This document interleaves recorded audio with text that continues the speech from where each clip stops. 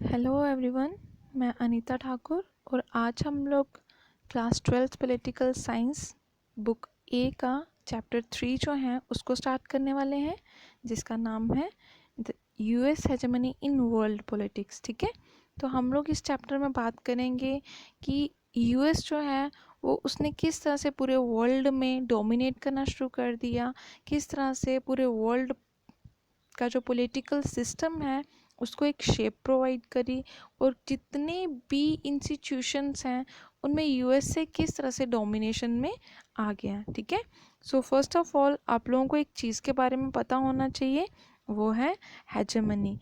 और हेजेमनी का मतलब क्या होता है बच्चे? हेजेमनी का मतलब होता है कंट्रोल ओवर अदर्स। ठीक है, एक मतलब कंट्रोल करना किसी दूसरे को, कंट्रोल ओवर अदर्स, या फिर आप लोग बोल सकते हो डोमिनेंस ओवर अदर्स। ठीक है, तो मतलब वर्ल्ड पॉलिटिक्स का मतलब क्या हुआ यहाँ पर कि वर्ल्ड में अगर 195 कंट्रीज़ हैं, उन 195 कंट्रीज़ में अलग अलग पॉलिटिकल सिस्टम्स होते हैं, और उन सभी 195 नेशंस में अकेला यूएसए ही था जो क्या कर रहा था, पूरे वर्ल्ड में डोमिनेट कर रहा था। मतलब जितने भी नेशंस हैं उन सभी की पॉलिटिकल एक्टिविटीज़, सोशल एक्टिविटीज़ होगी, सारी एक्टिविटीज़ में यूएसए डोमिनेट कर रहा था।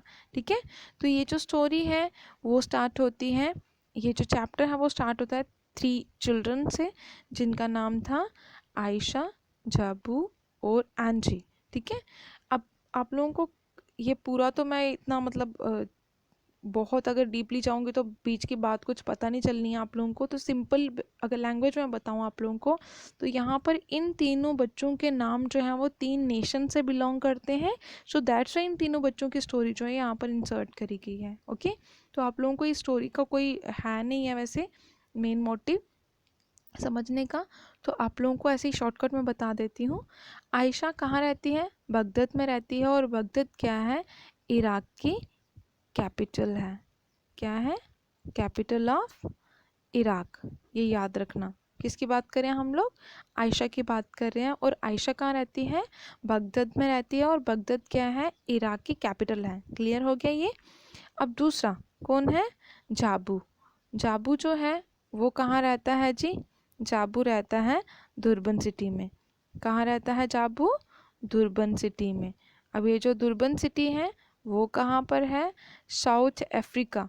अब ये जो साउथ अफ्रीका है, ये हम लोग कॉन्टिनेंट की बात नहीं कर रहे, ये है आप लोगों की एक कंट्री। क्लियर है? उसके बाद आप लोगों को आयशा के बारे में पता चल गया, जाबू के बारे में पता चल गया। नाउ फाइनली हम लोग बात करते हैं किसकी? एंड्री की। ठीक है, तो एंड्री जो है वो कहाँ रहता है? वो पर्थ में रहता है, जो कि सिटी है किसकी? ऑस्ट्रेलिया की। ठीक है, तो अब यहाँ पर हम लोगों ने बात करनी है कि ये तीनों सिटीज़ जो हैं, मतलब ऑस्ट्रेलिया की, इराक की और साउथ अफ्रीका की बात होनी है यहाँ पर। और स्पेशली अगर हम लोग बात करें, सबसे इम्पोर्टेंट जो है वो है इराक। क्यों? क्योंकि इराक, ईरान, कुवैत का यहाँ पर इस चैप्टर में बहुत ज़्यादा नाम आने वाला है। सो सबसे पहले हम लोग बात करेंगे कि ये जो मतलब ये आप लोगों को स्टोरी बताने से पहले थोड़ा मैं आप लोगों को और बता देती हूँ, थोड़ा फ्लैशबैक में चलते हैं हम लोग, जो बैक हम लोग पहले पढ़ चुके हैं, second world war, first world war. तो एज यू नो दैट कि सेकेंड वर्ल्ड वॉर जो था वो कब हुआ? पता होगा आप लोगों को। सेकेंड वर्ल्ड वॉर जो है वो कंडक्ट हुआ था 1939 से 45 तक। क्लियर है? उसके बाद इसमें कौन कौन से नेशंस इन्वॉल्व थे? आप लोगों को पता है 2 पावर ब्लॉक्स थे यहाँ पर, और वो 2 पावर ब्लॉक्स कौन कौन से थे? एक था एलाइज वाला, और दूसरा कौन सा था? एक्सिस वाला। क्लियर है? अब एलाइज में कौन कौन था? एलाइज में था USA, USSR, Britain, France. Okay, उसके बाद ये तो पता चल गया आप लोगों को एलाइज में कौन कौन था? यूएसए, यूएसएसआर, ब्रिटेन और फ्रांस। ठीक है, अब उसके बाद ये जो है आप लोगों का एक्सिस पार्ट्स, तो एक्सिस में कौन कौन था? जर्मनी, जापान और इटली। क्लियर है? अब आप लोगों को ये भी पता है यूएसए और यूएसएस मतलब अलाइज पावर्स जो थी उन्होंने क्या किया था, इनको डिफीट कर दिया था, एक्सिस पावर्स को डिफीट कर दिया था, क्योंकि यूएसए ने जापान के ऊपर न्यूक्लियर बॉम्ब नहीं ड्रॉप करे थे जिनका नाम था लिटिल बॉय और फैट मैन, है ना। तो 1945 अगस्त में उन्होंने ड्रॉप किए थे ये 2 बॉम्ब। तो उसके बाद ये तो डिफीट हो चुकी थी। जर्मनी ने डायरेक्ट कन्फ्लिक्ट किया था ब्रिटेन में, जिसकी वजह से हम लोग बोल सकते हैं कि ये दोनों नेशंस जो थे बहुत ज़्यादा मतलब यूरोपियन मोस्टली पार्ट्स जो थे फ्रांस और ब्रिटेन के, इनकी वजह से बहुत ज़्यादा ग्रस्त थे, जिसकी वजह से हम लोग बोल सकते हैं कि ये दोनों नेशंस जो थे इनकी फाइनेंशियल कंडीशंस जो थी वो बिल्कुल भी ठीक नहीं थी। और ये वाले नेशन तो यहाँ से बाहर ही हो गए थे। इनकी फाइनेंशियल कंडीशन अच्छी ना होने के कारण 2 बचे थे हमारे पास, यूएसए और यूएसएसआर। तो उसके बाद आप लोगों को अच्छी तरह से पता चैप्टर फर्स्ट आ जाता है हमारे पास कि चैप्टर फर्स्ट में हम लोगों ने क्या बात करी थी, कोल्ड वार की। तो यूएसए और यूएसएसआर बाकी बच जाते हैं।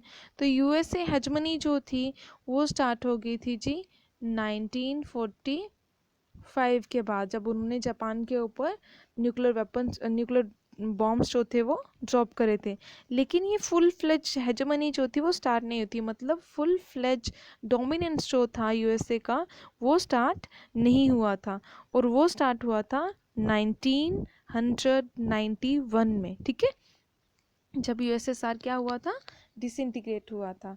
फिर उसके बाद हम लोगों ने बात करी यहाँ पर क्या हुआ, कुवैत पर जब इन्वेजन हुआ था, मतलब कुवैत पर क्या हुआ, अटैक। किसने अटैक किया था जी, जिसको हम लोग फर्स्ट गल्फ वॉर भी बोलते हैं, ठीक है। इन्वेजन हुआ था किसका, जस्ट वेट,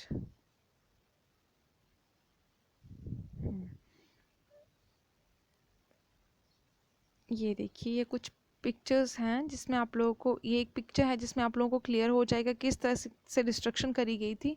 तो यहाँ पर आप लोगों को पता चलेगा कुवैत पर इन्वेजन हुआ था, कुवैत पर अटैक करा गया था। किसके द्वारा अटैक किया गया था, इराक के द्वारा अटैक किया गया था। क्लियर है, किसने अटैक किया, कुवैत पर इराक ने अटैक किया था। अब इसके बारे में आप लोगों को पता होना चाहिए कि ये अटैक क्यों करा गया था। और इस अटैक को, इस इन्वेजन को फर्स्ट गुल्फ वॉर भी कहा जाता है। क्या कहा जाता है जी, फर्स्ट गुल्फ वॉर भी कहा जाता है, ठीक है। तो कब हुई थी ये वॉर, 2 अगस्त 1990s, ठीक है, 1990 में। और कब तक चलती रही ये, 1991, 28 फेब तक, 28 फरवरी, ठीक है। अब उसके बाद यहाँ पर ये जो एक मतलब हम लोग बात कर रहे हैं अभी कि ये अटैक जो हुआ था ये 1990s में हुआ, तो उससे पहले भी कुछ मतलब ऐसी बातें होती रही होंगी जिससे कि ये इनके बीच में क्लैशेस जो थे वो चल रहे थे ऑलरेडी। तो यहाँ पर देखा गया 1980 में क्या हुआ, 1980 से लेकर 1988 का जो टाइम पीरियड था उसमें ईरान प्लस इराक, ठीक है, इनके बीच में क्या हुई, वॉर होना शुरू हो गई। और इशू ये था कि ये कहते थे इन दोनों के बीच में जब वॉर हुई ईरान और इराक के बीच में, तो इनको बहुत ज़्यादा इकोनॉमिक लॉस हो गया, मतलब इनका पैसा जो था वो बहुत ज़्यादा मतलब लॉस्ट हो गया, ख़त्म हो गया, पैरिश हो गया ड्यू टू वॉर, ठीक है। किसका पैसा ज़्यादा ख़त्म हुआ, इराक का, ठीक है। वॉर टाइम पर किसका लॉस हुआ था, इराक का। अराउंड 100 मिलियन डॉलर जो थे इसके वो क्या हो गए थे, 100 बिलियन डॉलर जो थे वो लॉस्ट हो चुके थे।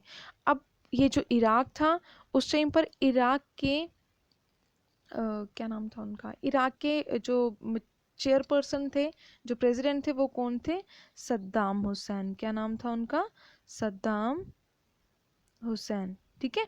सद्दाम हुसैन जो थे वो क्या कर रहे थे, इराक के प्रेसिडेंसी को संभाल रहे थे। तो उन्होंने ब्लेम किया, उन्होंने ये आरोप लगाया कि सऊदी अरबिया और कुवैत जो हैं वो क्या करते हैं, एक्स्ट्रा ड्रिलिंग करते हैं। मतलब मेरा ऑयल जो है, आप लोग को पता है Iraq, Iran, Saudi Arabia, Kuwait, Israel, ये सारे नेशंस जो हैं ये बहुत ज़्यादा ऑयल मतलब प्रोडक्शन करते हैं, ठीक है।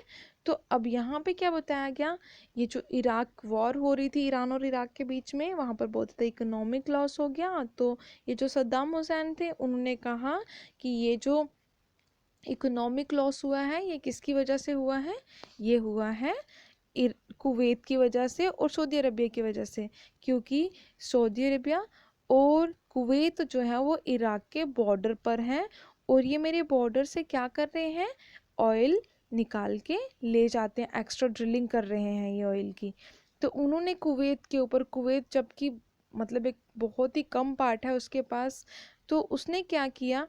अब एक चीज़ और आप लोगों को बता दूं, जब इराक और ईरान की वॉर चल रही थी तो उस टाइम पर इराक को सपोर्ट कर रहा था यूएसए, क्लियर है।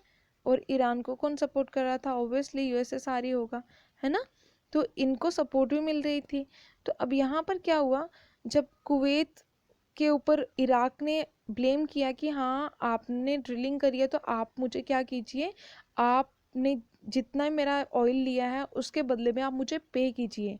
तो जब ईरान और इराक की लड़ाई चल रही थी, वॉर चल रही थी, उस टाइम पर इराक ने कुवैत से $14 मिलियन जो थे, $14 मिलियन जो थे वो उन्होंने लिए थे। तो अब वो उनको रिटर्न करने थे सद्दाम हुसैन को। तो सद्दाम हुसैन को कोई और तो चांस मिल नहीं रहा था यहाँ पे। उन्होंने कहा क्यों ना मैं इराक के ऊपर ये ब्लेम लगा देता हूँ कि तूने ऑयल ड्रिलिंग करी है तो अब मुझे पे तूने ही करना है, मैं तेरे को नहीं करने वाला, ठीक है। तो अब क्या किया, उसने बोला कि अगर तूने मेरे पैसे नहीं दिए, इराक के जो सद्दाम हुसैन थे उन्होंने कहा कुवैत को कि अगर आपने मुझे पे नहीं किया तो मैं अपनी फोर्सेस को कुवैत में भेज दूंगा, अटैक करवा दूंगा।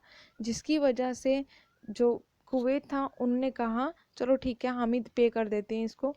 तो उन्होंने वहाँ पर कितने बिलियन देने की बात हुई, 10 बिलियन रिटर्न करने की बात हुई। मतलब ईरान ने 10 बिलियन देने का, सॉरी इराक ने 10 बिलियन डिमांड करी कि कुवैत जो है उसको $10 बिलियन जो है वो प्रोवाइड करेगा। लेकिन कुवैत जो था उन्होंने कहा कि हम लोग आपको सिर्फ $9 बिलियन जो है वो पे करेंगे।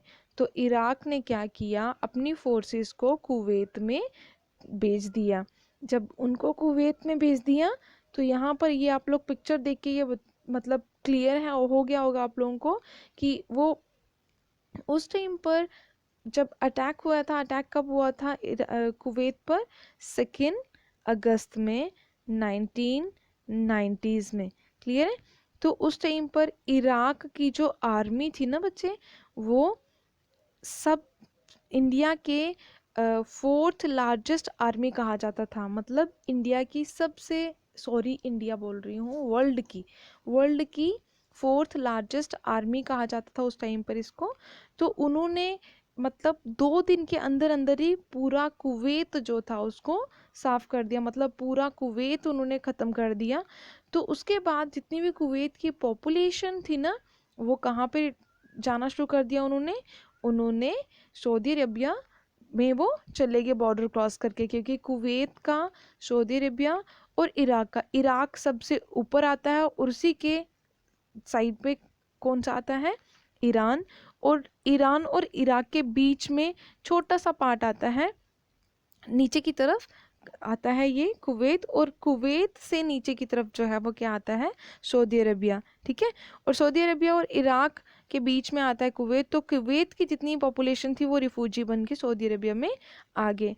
अब यूएसए जो था वो इराक को सपोर्ट कर रहा था।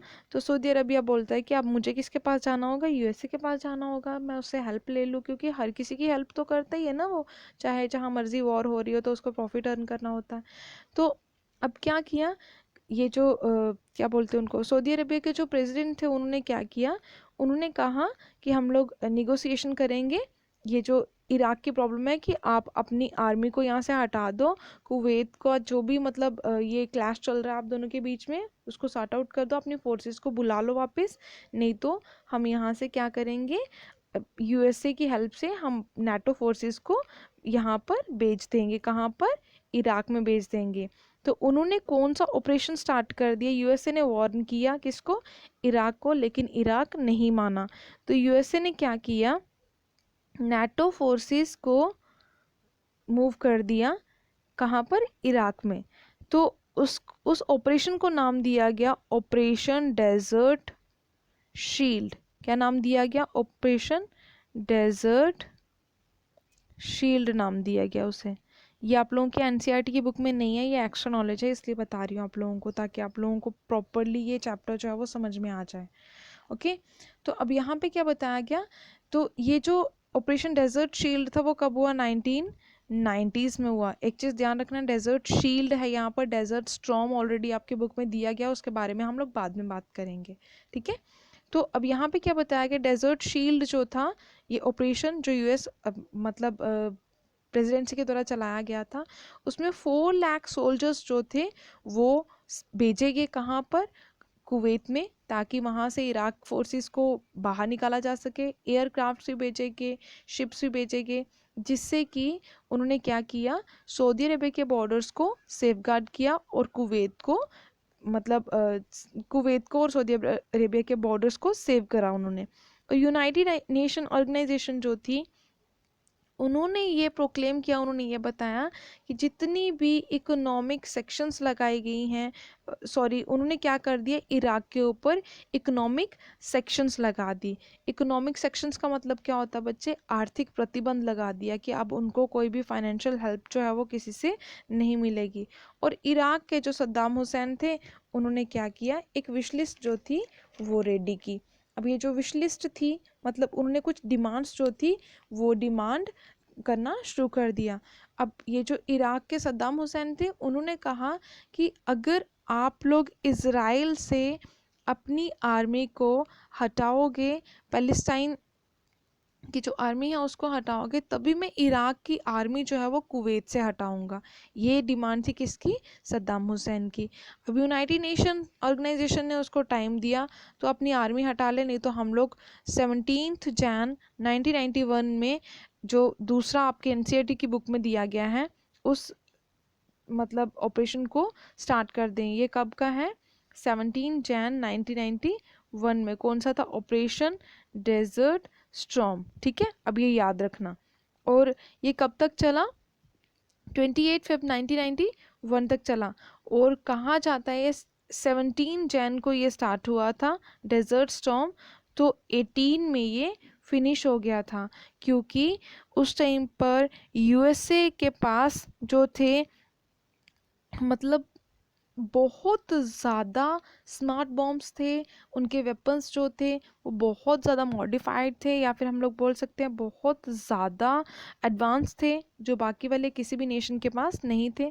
और उस टाइम पर यह बताया गया कि 6,60,000 ट्रूप्स जो थे उनको मूव करा गया था, उनको भेजा गया था ऑपरेशन डेजर्ट स्टॉर्म में पार्टिसिपेट करने के लिए। अराउंड 35 कंट्रीज़ की आर्मी जो थी उसमें इन्वॉल्व थी। लेकिन एक और चीज़ जो कि सबसे इम्पोर्टेंट है, 75% पॉपुलेशन जो थी वो कहाँ से बिलोंग करती थी? 75% पॉपुलेशन जो थी वो आर्मी जो थी वो कहाँ से थी?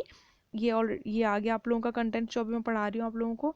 6,60,000 ट्रूप्स जो थे वो 34 कंट्री से बिलोंग करते थे, जो इराक को डिफीट करने के लिए उनको बुलाया गया था, फर्स्ट गल्फ वॉर जो चल रही थी उसको हटाने के लिए यहाँ से, ठीक है। फिर उसके बाद ये जो डेजर्ट स्टॉर्म हुआ था उसमें 75% की बात करी है मैंने कि वो यूएसए से थी। और आप लोगों को पता ही है कि यूएसए तो कोई भी ऐसे काम मतलब बिना पैसे के करता नहीं था। तो अब उसने अपनी आर्मी सारी भेज दी थी। तो उस टाइम पर ये जो क्या बोलते हैं उसको, आर्मी लीडर जो थे क्या यूनाइटेड नेशन ऑर्गेनाइजेशन में, वो कौन थे? नॉर्मन सिरजॉफ। क्या नाम था उनका? नॉर्मन सिरजॉफ। ये अमेरिकन जनरल थे, जिन्होंने क्या किया था, यूनाइटेड नेशन ये जो मतलब आर्मी थी उनको भेजा था 75%, और उन बाकी वाले नेशन से पैसे लिए थे, ठीक है। और इराकी प्रेसिडेंट सद्दाम हुसैन जो थे, उन्होंने ये कहा कि ये एक ऐसी बैटल है जिसको कभी भी किसी ने भी देखा नहीं था, क्योंकि यहाँ पर एक चीज़ थी कि ये जो फर्स्ट गल्फ वॉर जो हुई थी उसको मतलब हम लोग बोल सकते हैं उसको एंड करने के लिए एक बहुत बड़ा टेक्नोलॉजिकल जो गैप था वो देखने को मिला हम लोगों को। और वो गैप कौन सा था कि यूएसए जो था वो बहुत ज़्यादा हो चुका था, मतलब एडवांस हो चुका था, उसके पास कंप्यूटर वॉर्स, उसने कंप्यूटर के थ्रू वॉर करी थी, कहीं पर भी उसने बॉम्ब ड्रॉप कर दिए, स्मार्ट बॉम्ब्स थे उसके पास, ठीक है। और ये जितना भी मतलब वॉर वगैरह हो रही थी उस पर पूरा टेलीविज़न पे पूरा उसको टेलीकास्ट किया जा रहा था और लोग लाइव देख रहे थे सारी चीज़ें, लाइक अ वीडियो गेम, मतलब ये जो वॉर चल रही थी, ठीक है। और यहाँ पर ये देखा गया कि इराकी फोर्सेस जो थी उन्होंने इतना इजीली इस वॉर को मतलब लड़ा था, जिससे हम लोग ये बोल सकते हैं कि यूएसए की हेजेमनी जो थी वो 1991 में फुल फ्लेज तरीके से इस्टेब्लिश हो चुकी थी। और ऑलरेडी मैं आप लोगों को बता चुकी, यूएसए बहुत सारी वॉर से प्रॉफिट अर्न करता था, पैसे लेता था।